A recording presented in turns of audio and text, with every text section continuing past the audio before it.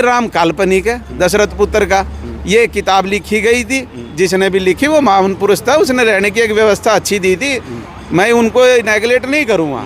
बाकी तो राम तो हमने सुना है 4 हैं, एक राम जगत पसारा, एक राम सब न्यारा, एक राम घट घट में बैठे, एक राम दशरथ पुत्र। और दशरथ के बारे में तो हमें ये भी पता लग गया था भाई, वो तो 10 इंद्रियां जीती हुई थी, तो उसके संतान कैसे पैदा होगी। ये इतना मूर्ख बनाते हैं। एक तो देखो, नमस्कार दोस्तों, अभी दिल्ली जंतर मंतर प्रोटेस्ट साइट पे हूँ और हमारे साथ हैं विनोद जी दहिया, जो हरियाणा के रहने वाले हैं, पिछले काफ़ी समय से दिल्ली में रह रहे हैं। और हमारी मुलाकात विनोद जी से हो गई। कई मुद्दों पे चर्चा करेंगे, आखिर क्यों अपना काम धंधा छोड़ के और ईवीएम के खिलाफ जो प्रोटेस्ट होना था उसमें शामिल होने के लिए आए हैं। तो स्वागत है विनोद जी। सबसे पहले अपना पूरा परिचय जरूर दीजिए। जी, मेरा नाम Vinod Kumar Dahiya, Nasirpur colony SC/ST welfare association का प्रेसिडेंट हूँ जी। तो उससे हम तो ये देख ही रहे, लोकतंत्र की हत्या तो इस सरकार ने कर ही रखी है हर चीज़ में। देखा जाए तो ना तो हमारे पहलवानों को, जो कि महिला हैं, ना तो उनकी कोई कदर रखी गई, ना उनकी इज्जत। वैसे बेटी पढ़ाओ बेटी बचाओ का नारा, एक स्लोगन तो ये है कि बेटी बचाओ बेटी पढ़ाओ, लेकिन इस वक्त ना तो बेटी सुरक्षित है, ना आदिवासी सुरक्षित है, ना SC/ST OBC सुरक्षित है। सिर्फ जनरल वाले भी सुरक्षित नहीं है, उनको भी बेवकूफ़ बनाया जा रहा है। और सिर्फ हर हर मोदी, घर घर मोदी के अलावा और इनको कुछ आता नहीं है। और लोकतंत्र की ये सरासर हत्या करते जा रहे हैं। चाहे आप EVM को देख लो, ठीक है, और महिलाओं को देख लो, और जो हमारे पब्लिक सेक्टर की जितनी भी यूनिट थी सबको बेचते जा रहे हैं। जो आम लोग हमारे जैसे आदमी हैं वो नौकरी के चक्कर में रहते थे। ठीक है, हम प्राइवेट भी काम करते हैं, टेक्निकल भी हैं, ऐसी बात नहीं है कि हम वो काम नहीं कर सकते।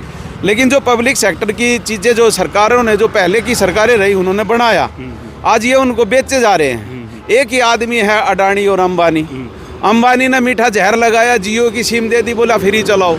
आज उसके बगैर रह नहीं सकता। जिसको फ़ोन की ज़रूरत नहीं, आज वो भी फ़ोन लिए घूम रहा है। और कुछ नहीं, वो सिर्फ फ़ोन पे ये लगे रहते हैं, पूरा दिन वेस्ट कर देते हैं। माँ बाप का बेचारे कहाँ से कमाए, शाम को फिर उनके घर में कलेश होता है। मैंने ऐसा देखा है। मतलब पहले उनको सपना दिखाया और जब वो पूरे उस तरीके से घुस गए। दोस्तों, आपको याद होगा जब जियो लॉन्च हुआ था इस नेटवर्क में, तो एक ये चीज़ कही गई थी कि नेट वगैरह सारा का सारा फ्री दिया जाएगा।